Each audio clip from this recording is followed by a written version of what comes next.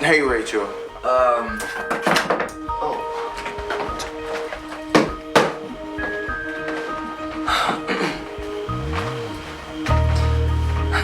We tried a lot of different ways of making a film for you, but they were all too goofy or irrelevant. Just kind of turned out completely horrible, so. All right, I'm gonna be honest here, okay? Sometimes white girls are particularly stupid. I mean, everybody's stupid, but white girls, you know, they think they better than everybody and self-centered and think they not, but you weren't like that. You know, when it comes right down to it, and you just say it. You make me feel blessed. I believe in you.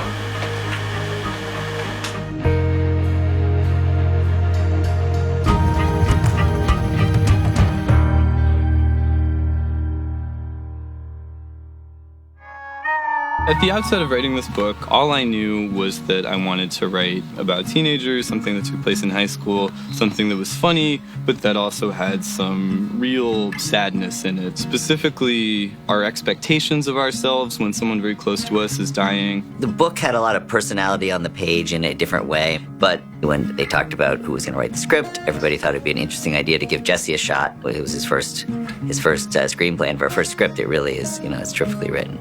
My grandfather was terminally ill at the time that I was beginning to write it, and so death and the way that we deal with it was very much on my mind. So I wanted to make something funny out of that, which sounds perverse, but I did feel that there was some possibility for comedy there that was earned and real. Yeah, chemotherapy. It really sucks. What the hell, bro? Don't say it sucked, dumbass. That's kind of sad. The dialogue in the script was funny and it was heartfelt, but it wasn't melodramatic when you got into the serious sections. It just felt very true, and it felt true to me. The script came to Alfonso at a time in his life where he just lost his father, and he read it, and something spoke to him, and it's something that he thought he could help tell this universal story because of the place he was in his life and the things he wanted to celebrate. I was coasting through life like Greg is coasting through high school. So I found this movie as an opportunity to express myself through Greg and take this journey with him and explore that and face my fears and process loss and process it by making a film and do it through images and color and sound and humor, more importantly. Me and my dad used to walk around the block and count squirrels. Squirrel, 7, 2 squirrels, 9. Jesus. You need to apply for a dad refund immediately. My dad, had the weirdest sense of humor on earth, and that's the best way to pay tribute to him. Please appreciate how honest that was just now. You're an asshole. Alfonso is very open with me about why he wanted to tell this story. We just developed this really deep trust with each other. I identified with this lost teenager trying to understand these very abstract feelings and emotions, and how he was going to express that in the film at the end was a journey I really wanted to take. What I love about this story and this screenplay is that we get to see family at work, and we get to see the journey in a very important time of life for this young boy. It's so rare that you read a script that just lifts off the page like that, that's so funny and moving, and it was just so beautifully written. It's really deep human writing, and it's got a great sense of humor and realism to it. That sucks. It sucks. It sucks quite a bit. When I read something that makes me cry, I always immediately call my mom, who's a great reader, and say, Mom, you got to check this out. Is everything all right? That's when I know that we've latched onto something good. Dad, Cat Stevens is calling me. Well, he's deeply distraught. And cut. That was the best one. That was the best one. Okay, great. The second Thomas walked in, it was a look that was very, very different. I wanted to find someone that had the quality that Anthony Michael Hall had in those wonderful John Hughes movies. I spent the last 4 years of my life obsessing over how everyone sees me, and I realized that I don't care anymore. Because the only person whose opinion that I care about is dead. So whatever. He had a way to make the words his own. Like the jokes didn't feel forced. When we hang out, I do an insane amount of talking. You just have a lot more to say than I do. Yeah, but the stuff I have to say is idiotic. It's quantity versus quality. Just the voice of Greg just really sounded like me and who I was as a high schooler, and it just rang very true to me. Sorry, it's a pillow. It's meant to be a baby for health class. better not get it too close to me, otherwise I might just masturbate onto it. I thought, what if you took a kid who's almost kind of like a Larry David, who is a little too candid and open about it doesn't have much of a filter. I might just masturbate all over it. Ah! I don't know. I better not get it too close to me, because I might just masturbate. He's a kid who, in some ways, can socialize with everyone, but in other ways has a lot of difficulty really socializing with people and really making himself vulnerable. Check out Scott Mayhew's Tyrannosaurus Walk. It's a great way to get from point A to point B.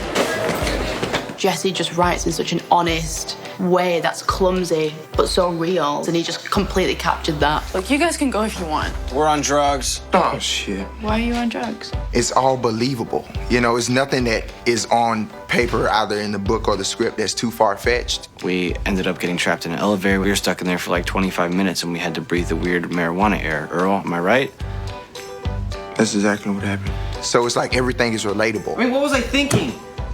You was thinking that girl Madison had nice titties. I love the way the characters spoke. It was so honest. And Thomas, when he read with Olivia, it couldn't be romantic. It couldn't be sexual. 2, 3, 5 years from now, it could have been a wonderful love story. But right now, it was about something else.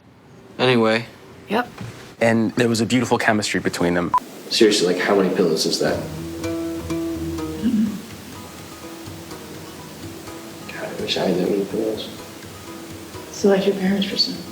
What? No. No, they'd be suspicious or something. What, did you sleep all the time? You know what? They'd probably assume I was going to masturbate all over them. I'm just gonna stay. That's my parents. They're gross.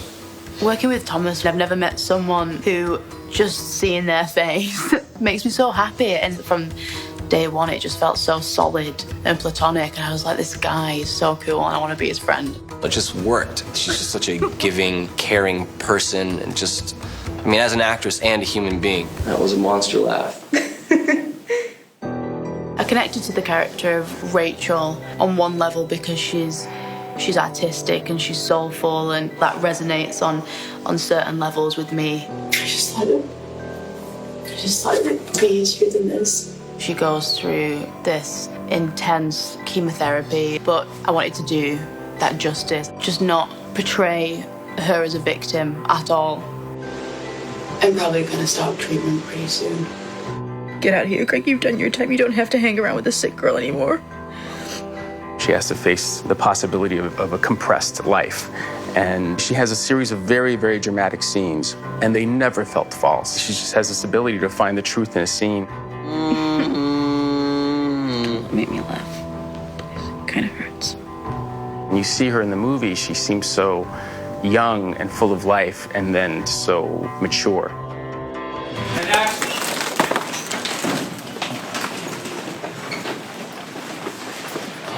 So where do you usually sit? Olivia and Thomas and RJ, it's so refreshing being around them because they're so excited about acting and making movies and art that it reminds me of what I loved about acting and why I went into it and why I love making movies. They're all so different.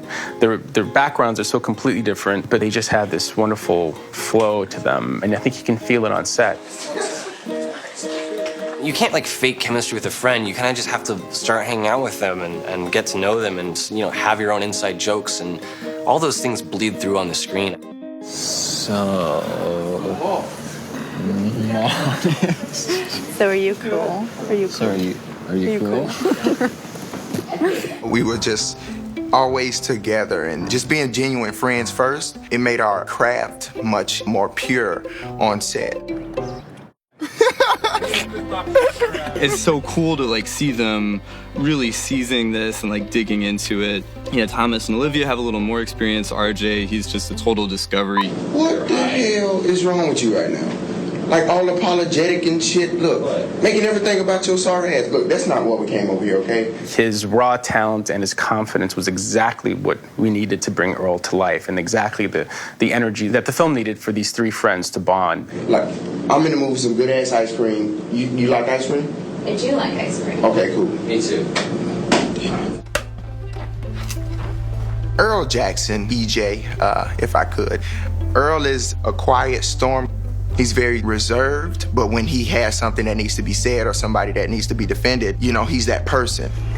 God damn it, Earl. Son, don't even start. Pig's foot.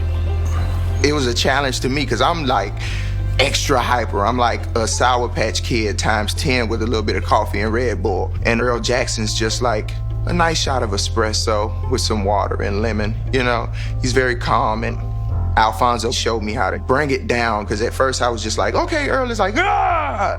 But he was like, no, Earl is not like, ah! He's just like, ah. He made it a very cool character to play. Here we go. All right.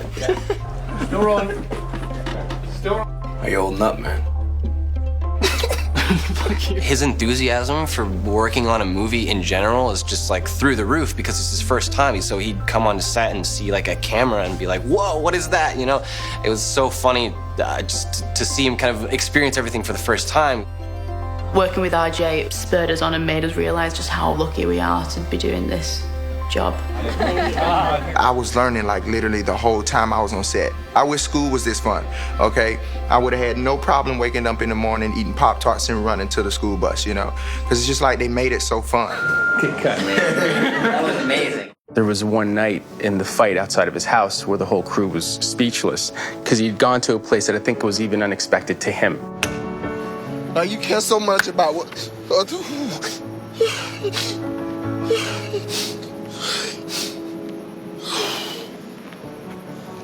You care so much about what other people think, dog. You just go around kissing everybody's ass all the time. Like, nobody cares, bro. Like, nobody give a shit, man. And then this one girl come up, and she actually care about you. You come over here bitching and whining over some films, dog. Because somebody actually care about your ass, man. He's a true artist, and he was discovering himself in front of us. Like, yo, I'm so tired of you treating this girl like a bird, dog. Like, it's it, man. She about to die, yo. You want to come over here bitching and whining over some irrelevant bullshit. Like, I'm so close to knocking you. Oh, my God. At the end of the night, my first AD turned to me and said, I think we just saw a star come alive, because it was that special. Like, damn, I'm so tired of you treating this girl like she a burden. You know, her life is over after this. And you want to come over here bitching and whining about some irrelevant bullshit. Like, yo, you so close to me knocking your shit loose right now, son. Go for it. Oh, so you want me to hit you now? Yeah, I don't care. You want me to hit you now? Yeah, Earl, I want you to. That's right, Jack the little dude up there.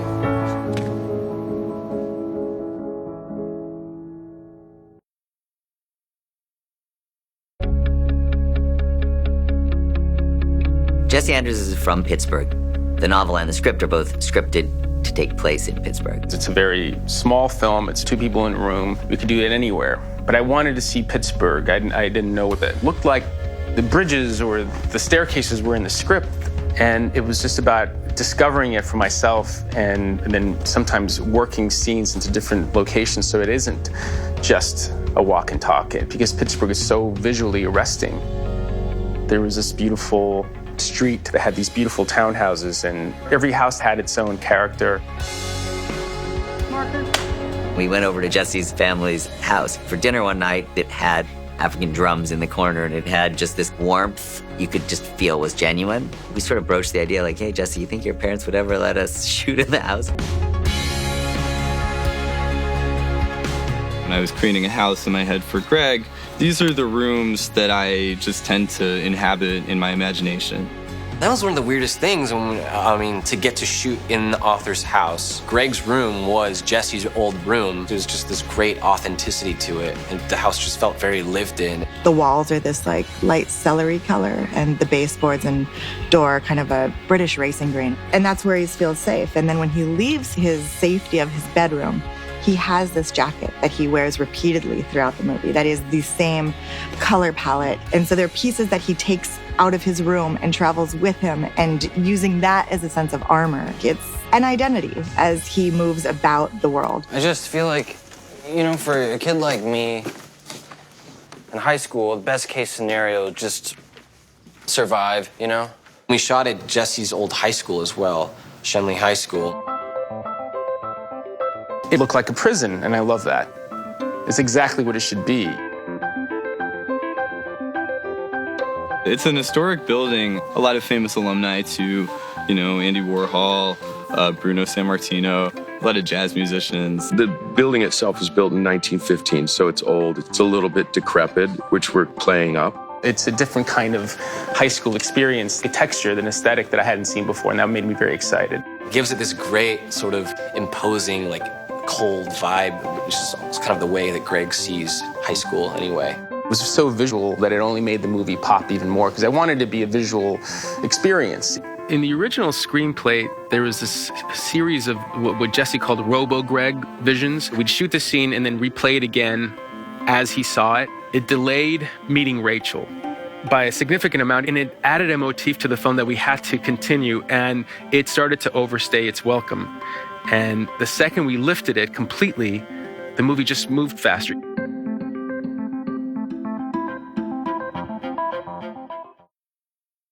Alfonso definitely creates an atmosphere of just pure artistic enjoyment. The collaboration of Alfonso, who's a very open, creative, and kind of spontaneous thinker, with Chung Hoon Chung, who's our phenomenal cinematographer. It's sort of a marriage of equals.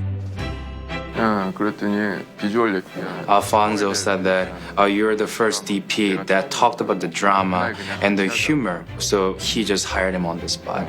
Alfonso really knows a lot about the visuals, so while working with him, it was really fun. We understood each other immediately because we'd come up and design these bizarre shots. We finish each other's thoughts. We both sometimes will come up with really simple ideas like a 90-degree shot as a transition. We understood that we could both go crazy with these ideas and then come down. And then we also felt very comfortable just being very still. The beginning was quite rigid and stylized with very wide-angle lenses and very cold. That was quite storyboarded and planned out. By the second half of the film, once you're holding these shots longer and longer and longer, the audience is now with you, and there's like a trust now between us.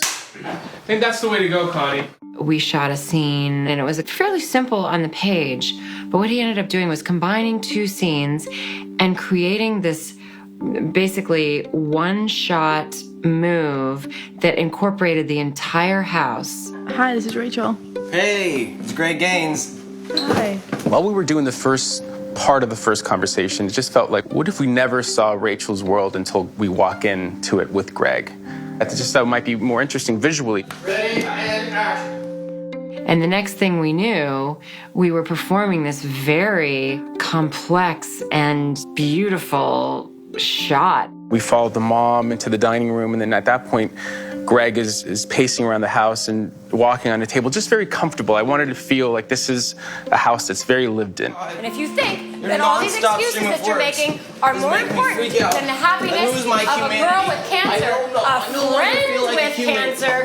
It was just about getting the rhythm of the conversation and having the camera keep up with him. You are going to call her. You are going to pick up that phone and you are going to call Rachel. You are going to. Is that okay for you guys? Okay. Alfonso is a scholar of films. Like, he's really a film fan. He really loves looking at reference imagery, looking at movies, thinking about all the influences. He knows more movies than any of us. He'll bring up a movie and I'll say, oh, I've never heard of that. And I'll say, I'll send it to you. And I've been here not a week and I've got 10 new DVDs that he sent me. Still, to this day, I get DVDs in the mail from Alfonso. You should see my Amazon Prime bill is just like outrageous because I love giving DVDs, you know? Throughout his whole career, he's been mentored by some of the greatest, Scorsese and Inarritu, Nora Ephron. Those are his sort of leading lights. And he's been on their sets and he's worked with them and he's been a second unit director for some of these guys. But it's all about the truth that he brings to the story that drew us to him as a filmmaker. He has an incredible skill of being visually talented and knowing how to work the cameras and lighting and making it visually beautiful. And then on top of that, he's really funny. He knows how to bring emotions and pieces of a person that they don't even know how to bring out of themselves. One more like that. I really want It's very hard to trip. No, you didn't. Okay, good. I might not be. All right, I just can't laugh. Molly Shannon is hilarious. Watching her was such a lesson because Alfonso could really just turn up the levels with her and she can go bigger and bigger and bigger and bigger. And then she can just bring it down to just minute, and it's just so tragic, and it was amazing to watch. Greg. Mrs. Kushner. One of the highlights of the film for me is to work with one of your comedy idols, but then have her bring life and the truth to a role that is more dramatic than maybe people are accustomed to see her in. Boy, with the big heart. I went to drama school at NYU, so I was a very serious actress. I really didn't start doing comedy till like my last 2 years at NYU. So I always think of comedy the same way, like I always want to play the emotional truth of the character. I don't ever like trying to act like, you know, making fun of the character. It comes from a very real place, and then, you know, you can have comedy from that. Yeah, I guess I'm a modest mouse. Some of my favorite moments in shooting the film were the scene where Greg comes over the house for the first time. David Trachtenberg, my editor, and I were having a tough time in the cutting room. We just watched her dailies for like a little bit. Where do you come up with this stuff? Oh, Greg, where do you come up with this stuff? Oh, well, that's the name of a band. Oh, you're so cool. Oh, you're so cool. Actually. She made a line funny in 12 different ways. You'll want to pay close attention to this. The bristling Leviathan tarantula. Those things would wake you up, biting your nutsack. You know, you can actually smoke a hornet. It's probably worth mentioning, showing off a couple of my cat wounds. What happened? Mom. Penn State. Is that serious? It felt terrible. You know, you like your co-stars to be comfortable. I think I could hold a cat and eat a pig's foot. This is cuttlefish. My house also has the weirdest food. A sea creature much like a squid. It is a favorite East Asian snack food. For all the weird food inside the little Ziploc bag, we get a deep understanding of his relationship with his father and the care that goes into every strange piece of food that he's introducing his son to, and the country that it comes from, and a word he could learn that day. I owe a lot to Bo Harrison for coming up with this idea. Nice big one. Eat the big bite. Put the whole thing in there. Ready? Set. Action. So, they'll probably sneak into your house at night and film you while you're sleeping. It's nasty as hell. The hell even is this? We make films. Movies? They're terrible. Greg, you never told me. The little films within the film is something I labored over for a very long time, because the films are, you know, somewhat different than the ones that are scripted or in the book. I didn't want to make them kind of pop accessible films, but I thought that Greg's dad, because his way in was through Criterion, why not find more obscure films to reference? It would never make or break the movie anyway. It wasn't about that, but it was a way to discover films and spoof them in a really fun way, and I was able to drop in hints and homages to my heroes. We liked them so much we started making our own. Action! And then made a new film to reflect the new title. It's a formula that only produces horrible films, but for some reason we keep using it. We didn't want to do these movies with the whole Hollywood crew and pretending they're done by kids. So we said, hey, we knew these young guys in Pittsburgh, those kind of guys who could draw and animate and shoot and could be Greg and Earl. So they, together with Alfonso, made all those little movies. Our prompts were all these classic films. A lot of them were Alfonso's favorites, and sort of doing like a juvenile spin on them, you know, and most of them like around death, some really like superficial or like childish take on it, like just turning everything into a punchline was basically what we were doing. I was kind of like the cameraman and Nate was the illustrator who did a lot of drawings and crafts and stuff. Molly Shannon called the set arts and crafts camp, not really a movie set, because everyone was building puppets or cutting out this or carving books, and it was that feeling of why I wanted to make films in the first place. We would choose what film to pay homage to and what shot would be the most economical to tell that story. And we knew we didn't want 10 films to all be sock puppets. They all had to be different kind of mixed media, stop motion puppets and whatnot. But it also had to feel like they were made by the hands of two 17-year-olds. We used some of the materials that I used in high school. Like I brought my old tripod in and my old skateboard dolly in. Yeah, really everything that you see here is very much shoestring together. It was pretty easy to get back into that mode. Probably haven't advanced much since then, so, you know. The animation and sock puppets, I mean, they just made all those things from scratch in a room in our office, and we shot all the things there. Ed and Nate had this little workshop, and it was just a mess all the time because there's an arts and crafts studio. I didn't know what to expect every time I walked down to, their office space, because it's like their minds are just little crayon boxes that will spit out just creativity. And I had fun all the time shooting short films with these two. It literally felt like you're just making this sort of low-rent movie with your friends. I try. I'm working with a bunch of amateurs here, okay? Lick my ass! Understand? It was a great time. It was very sort of guerrilla style. Come on! Lick my ass! We probably made, 15 or so? Yeah, full clips. We did a spin-off of Peeping Tom, and the spin-off was Pooping Tom. Really highbrow, too. Yeah, a lot of really highbrow titles. The seventh seal became the Seven Seals. And it's about 7 seals. It's nonsense, it's fun stuff. Don't Look Now Because the Creepy-Ass Dwarf is About to Kill You, Damn. That was one of my favorite, the actual movie is one of my favorite movies now. And I feel like I actually look like Donald Sutherland with the wig and the mustache on. And so I think that one turned out pretty good. Midnight Cowboy became my favorite movie. Now I just can't stop watching it. I'm addicted to it. I would be in my trailer. RJ, what you doing? I'm watching Midnight Cowboy with some ramen noodles right now. It's just so quirky, the way that the parody was made, not just because I got to wear a very beautiful cowboy hat. It just takes you back to being a teenager, where you're making movies with your friends just around the house with whatever props you can find, and it's just this great nostalgia to it, and it just makes you want to, be creative. In the end of the movie, they make this film for Rachel. We started to do a lot of research into abstract films, and part of it is images more than words and less linear, and it becomes more poetic. We had this extended sequence of stop-motion fabrics. So we were learning that probably just as Greg and Earl would have been. Yeah. The final film was the most satisfying, I think. It's a really beautiful work of art that they created.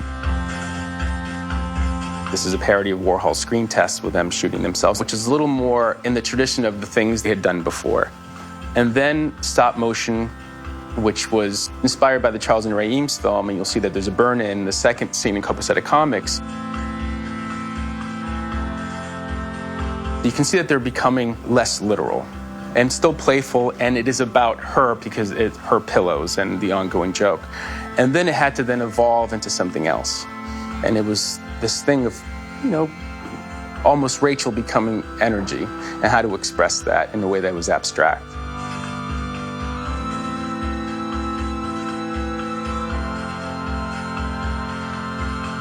Nate, Ed, and I were trying to find a song that would give the short film a structure that eventually would be replaced by score or something else. And The Big Ship had this wonderful emotion to it that wasn't forced. It had a very handmade quality, and his music would just kind of held you and carried you through it. And it gave a wonderful structure to the short.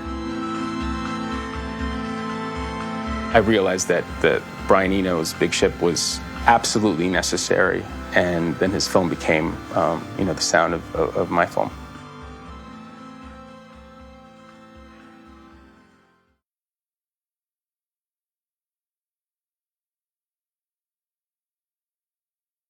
You can change lenses, please, a little wider.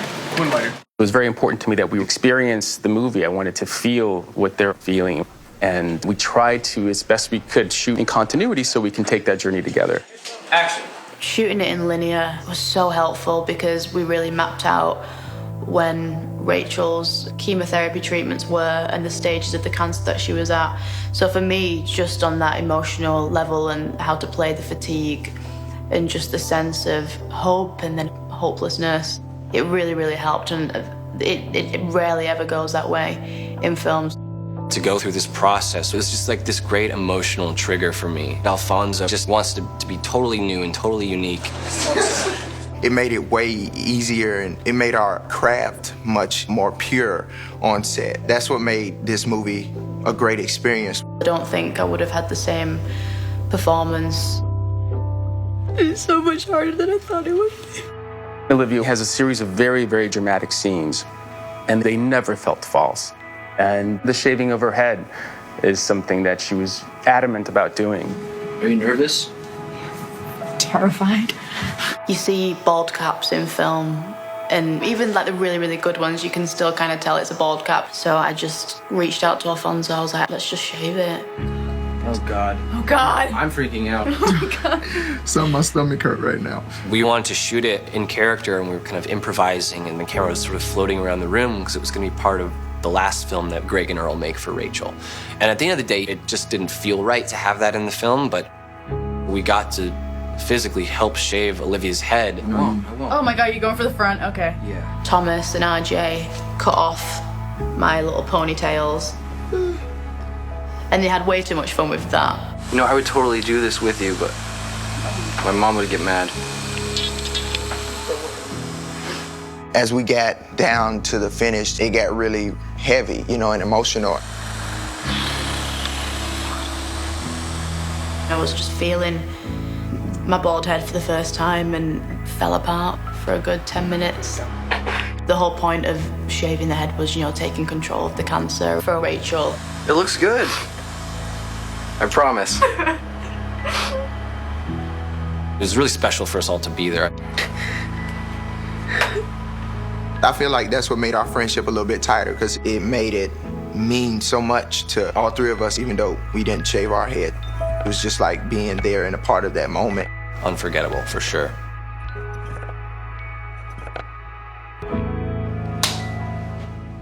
The hospital scene towards the end of the film was a scene that I had planned carefully.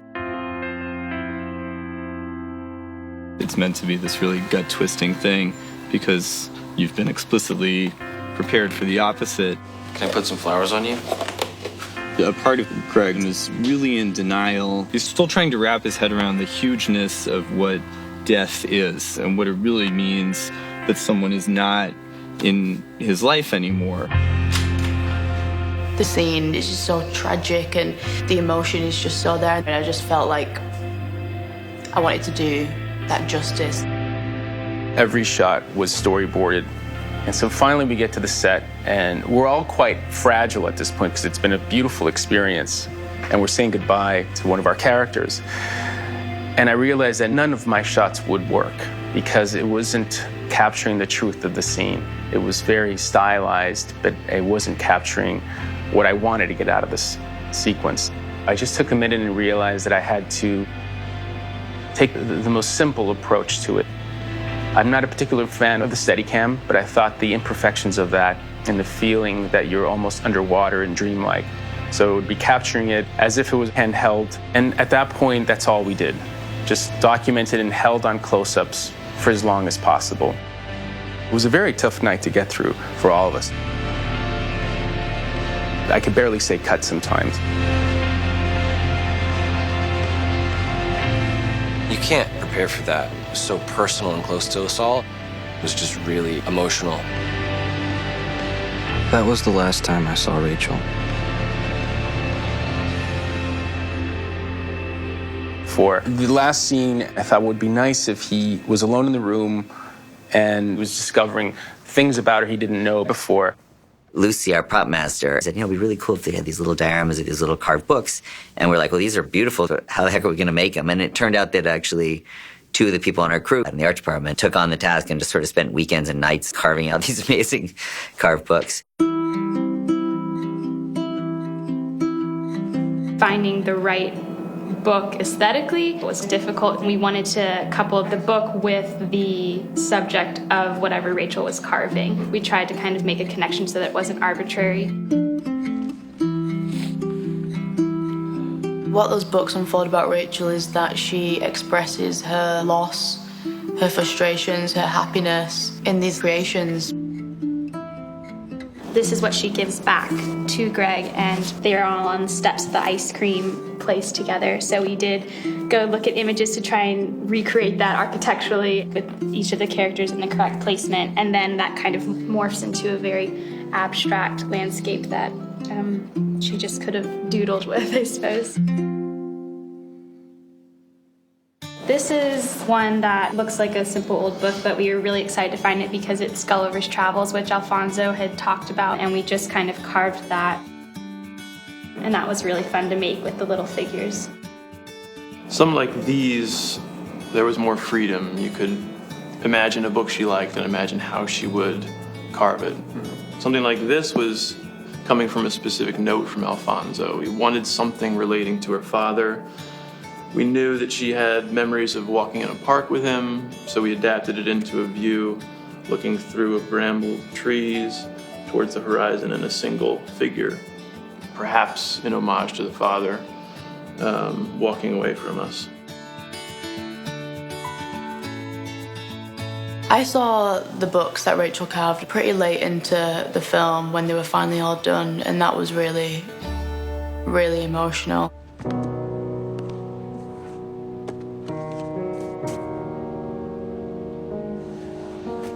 You think you've gone through one wave of emotion when you see the film, but when Greg discovers that for the first time, that's just a whole different kettle of fish.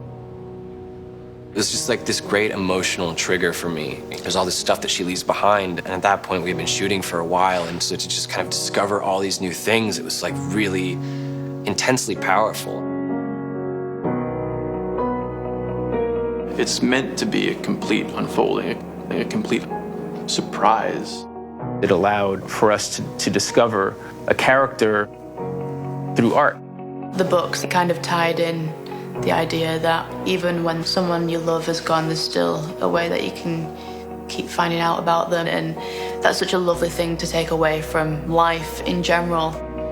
Even after somebody dies, you can still keep learning about them. Everybody has a story, and even if their life ends, their story can continue, and that's something that is really important to me. Life can keep unfolding itself to you as long as you pay attention to it. Since making this movie, I keep sort of hearing iterations of that or feeling iterations of that in everything I see or do or other movies or other people that I talk to, and I'm realizing how true that lesson is. Amazing. The goal that I had was that by the end, I will believe this line, I believe this idea. I believe it now. Since we've started the movie, I feel like I've just become great friends with Alfonso. He was very open with me about why he wanted to tell this story and talk to me about losing his own father and how that grieving process affected him. I really am just grateful that he trusted me so much. I wish I could be a lesser filmmaker if it means having my dad around, but certainly there is this feeling that he was very much present throughout making this. And then all of a sudden, I'm at Sundance and people are asking me about my father. So now my father's story is continuing to unfold in a really, really unexpected and beautiful way. And it was such a surprise to me, but it's exactly what the movie was about.